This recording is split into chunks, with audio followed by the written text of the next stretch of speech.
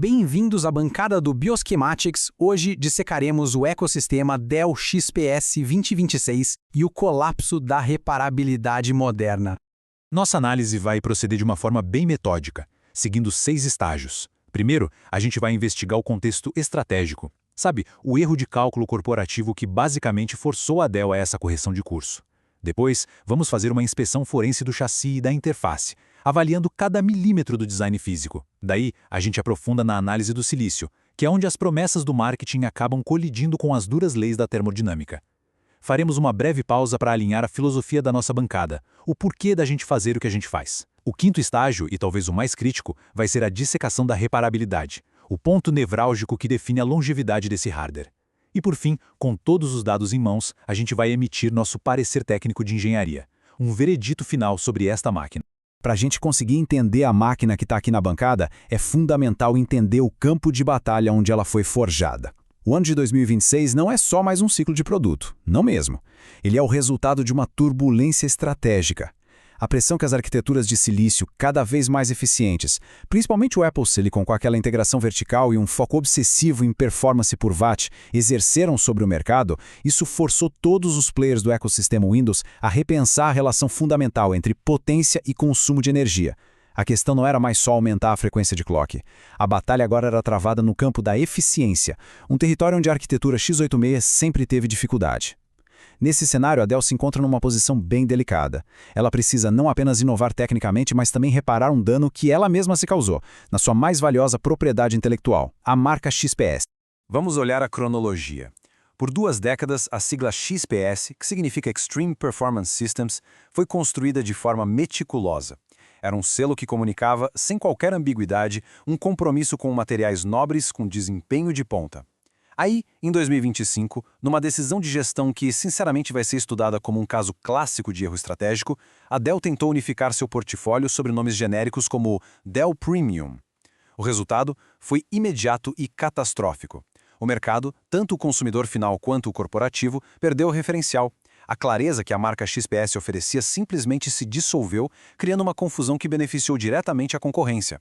Pense nos departamentos de TI, acostumados a aprovar a compra de um XPS como um padrão de confiabilidade e performance. De repente, eles hesitaram diante de um Premium, um nome que soava perigosamente próximo da linha de entrada Inspiron. Isso gerou um atrito completamente desnecessário nos ciclos de aquisição corporativa. Essa citação do Jeff Clarke, o diretor de operações da Dell, isso não é um mero pedido de desculpas, não. É a admissão pública de uma falha de cálculo fundamental. A frase apego emocional é a chave aqui. Marcas de engenharia como a XPS transcendem a folha de especificações. Elas se tornam um ativo de confiança, um contrato implícito com o usuário de que certos padrões de qualidade e desempenho serão atendidos. Ao abandonar a marca, a Dell não só confundiu o consumidor, ela quebrou uma promessa. Portanto, o retorno do logotipo XPS ao chassi em 2026 não é uma decisão de marketing. É uma operação de resgate de reputação, uma tentativa clara de reconquistar a confiança perdida e reafirmar que os princípios de engenharia sem compromissos estão de novo no comando do projeto. Ok, com o contexto estratégico bem estabelecido, vamos iniciar a autópsia física. Vamos examinar a carcaça, os materiais e as decisões de interface que definem a interação primária com estes dispositivos, os modelos XPS 14 e 16. O chassi continua a ser uma peça única de alumínio, usinada por controle numérico computadorizado, famoso CNC. Esse método de fabricação garante tolerâncias mínimas e uma rigidez estrutural excepcional, eliminando virtualmente qualquer tipo de flexão no corpo do aparelho.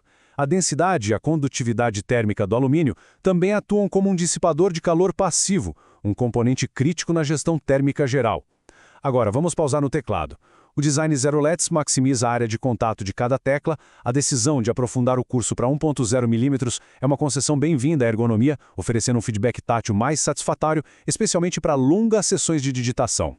O acabamento fosco com seu tratamento oleofóbico realmente resiste a impressões digitais, mantendo a estética limpa do dispositivo. E por fim, o trackpad, uma peça de vidro sem partes móveis que usa atuadores ápticos para simular o clique de forma bem convincente, enquanto se integra perfeitamente ao descanso de pulso, uma assinatura de design da linha. E aqui temos uma correção de curso fundamental. A barra de função capacitiva, introduzida em modelos anteriores, foi um erro, simples assim. Era um exercício de minimalismo estético que ignorava completamente a realidade do uso profissional. A ausência de feedback tátil tornava impossível a chamada operação cega.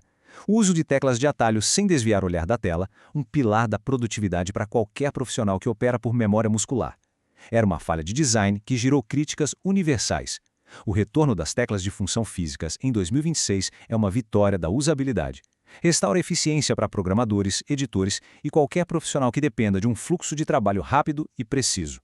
É a Dell admitindo que a função, neste caso, deve sim prevalecer sobre a forma. Agora, vamos ao coração do sistema: a análise do silício e do subsistema gráfico. É aqui que as promessas do marketing encontram as duras e inevitáveis leis da termodinâmica. Vamos dissecar o que a arquitetura de 2026 oferece e, mais importante, o que o chassi permite que ela entregue de forma sustentada. A plataforma é baseada na nova arquitetura Intel Panther Lake, fabricada no processo de litografia Intel 18A. Essa escala permite uma densidade de transistores e uma eficiência energética que colocam a Intel de volta em uma posição bem competitiva. O diferencial aqui é a unidade de processamento neural, a NPU, que vem integrada e é capaz de oferecer até 50 trilhões de operações por segundo para tarefas de inferência local. Graficamente, temos a arquitetura Blackwell da NVIDIA com RTX 5070 no modelo de 16 polegadas e aqui o ponto crítico, a memória RAM LPDDR5X, operando a incríveis 9.600 megatransfers por segundo. Essa velocidade de barramento permite que a CPU e a GPU sejam alimentadas com dados num ritmo sem precedentes, o que é crucial para tarefas de alta largura de banda. Porém, e este é o ponto que a gente vai discutir mais adiante, ela é permanentemente soldada à placa-mãe. Este gráfico ilustra a decisão de engenharia mais importante no XPS 16. O Total Graphics Power, ou TGP, define o orçamento de energia que a GPU pode consumir. A Dell limita a RTX 5070 a apenas 65 watts. E, em contraste, o notebook para jogos com o mesmíssimo chip o alimentaria com 115 watts ou até mais. O que isso significa na prática? Significa que a performance gráfica do XPS 16 é deliberadamente contida. A Dell não está construindo uma estação de jogos. Ela está otimizando para um equilíbrio entre desempenho, acústica silenciosa e uma temperatura de superfície que não queime as mãos de quem usa. É um compromisso que deixa uma parcela bem significativa do potencial do silício Blackwell inexplorada na mesa. E esse compromisso nos leva diretamente ao fenômeno do estrangulamento térmico, ou thermal throttling. Num chassi com um volume interno tão restrito, a dissipação de calor é o principal gargalo. Sob uma carga de trabalho pesada e contínua, vamos pensar na renderização de um projeto 3D ou na compilação de um grande repositório de código, o sistema de arrefecimento eventualmente atinge o seu limite. Para evitar danos por superaquecimento, o firmware reduz a frequência de operação do processador e da GPU. O resultado é uma queda de performance visível. Aquele pico de velocidade anunciado nos benchmarks só é sustentável por curtos períodos. A performance real, a longo prazo, é ditada pelas leis da física térmica. Se tem uma área onde a Dell avança sem fazer compromissos, é na tecnologia de display. A adoção do tandem OLED é um salto quântico. Ao empilhar duas camadas de diodos orgânicos, a tecnologia resolve os dois principais problemas do LED em computadores: o brilho, que agora é competitivo com qualquer outra tecnologia, e a longevidade. O estresse elétrico é dividido entre as duas camadas, o que reduz drasticamente o risco do famoso burn-in. Além disso, o tempo de resposta de 0,2 milissegundos elimina qualquer rastro de ghosting, oferecendo uma clareza de movimento que até mesmo os melhores painéis mini-LED não conseguem igualar. É, sem sombra de dúvida, um dos melhores displays já colocados em um notebook. A análise que a gente acabou de fazer, do silício à tela, demonstra a complexidade crescente desses dispositivos. O que estamos fazendo aqui, nesta bancada, é mais do que uma simples avaliação de produto. É uma análise forense, que requer não apenas conhecimento, mas também acesso à documentação técnica profunda e ferramentas adequadas. A homogeneização do design industrial torna o trabalho de reparo cada vez mais complexo, exigindo um nível de precisão que é quase cirúrgico. Para a gente ir além da superfície, para entender de verdade os circuitos, os pontos de teste, a lógica de funcionamento de uma placa-mãe, são necessários recursos como esquemáticos e arquivos Board View. Estes são basicamente os mapas que guiam o técnico no diagnóstico e no reparo em nível de componente. E é exatamente isso que a plataforma BIOS Schematics se propõe a fornecer.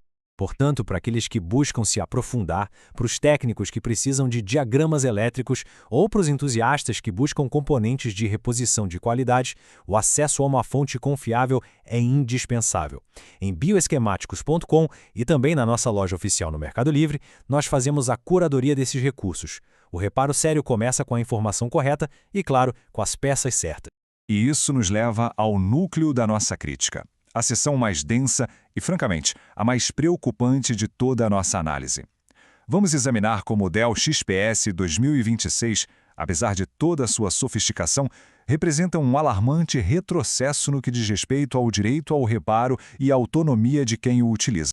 Para a gente ilustrar essa regressão, vamos comparar o XPS 2026 com o arquétipo da era da modularidade, o modesto Acer Aspire V5-123, de mais ou menos uma década atrás. Onde o Acer permitia acesso fácil à memória RAM através de slots só DIMM, o XPS é a solda na placa. Onde o Acer tinha uma bateria externa, removível, sem ferramentas, o XPS exige a abertura completa do chassi. O armazenamento, felizmente, permanece modular em ambos, mas o teclado do XPS, integrado à carcaça superior, transforma um reparo que seria simples numa substituição caríssima. A trajetória é inegável, na modularidade acessível para a integração hermética.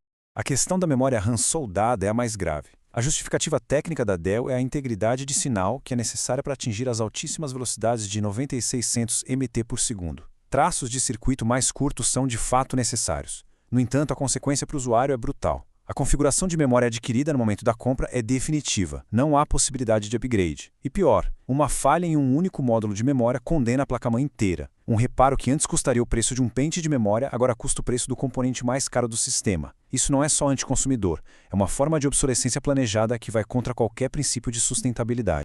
Para sermos justos, a gente precisa reconhecer os pontos onde a reparabilidade foi preservada. O armazenamento, um SSD no formato padrão M.2, permanece acessível. Isso é vital. Além disso, há fortes indícios de que as portas USB-C estão localizadas em placas-filhas modulares. Se isso se confirmar, é uma excelente notícia. Significa que uma porta desgastada pode ser trocada de forma independente e barata. E a bateria, embora interna, é fixada com parafusos e não com adesivo excessivo, o que permite sua substituição. São pontos positivos, sim, mas que não anulam a falha sistêmica da memória soldada. Chegamos então à conclusão da nossa autópsia técnica. Com todos os dados e observações em mãos, é hora de emitir o veredito final da bancada Bioschematics sobre a filosofia de design do Dell XPS 2026. O veredito é complexo. Em termos de design industrial e materiais, o XPS 2026 atinge um nível de excelência, e isso representa 45% da nossa avaliação. É uma máquina primorosamente fabricada. Em performance, ele entrega um poder de processamento de ponta, mas sempre condicionado pelas severas limitações térmicas de seu chassi, o que corresponde a 35% do nosso parecer. Os 20% restantes, no entanto, representam uma falha sistêmica e fundamental no quesito reparabilidade. A decisão de soldar a memória RAM é um retrocesso inaceitável que compromete a longevidade e a sustentabilidade do dispositivo. Isso nos deixa com uma questão final. O Dell XP 2026 é, inegavelmente, uma peça de joalheria tecnológica, um objeto de desejo que combina estética e poder de pico. Mas seria ele uma ferramenta de trabalho confiável a longo prazo? Uma ferramenta, por definição, deve ser durável, adaptável e reparável. O XP 2026, ao sacrificar a reparabilidade em nome da espessura, falha em critérios essenciais que definem uma verdadeira ferramenta profissional. Análise concluída. Até a próxima dissecação na bancada do Bioschematics.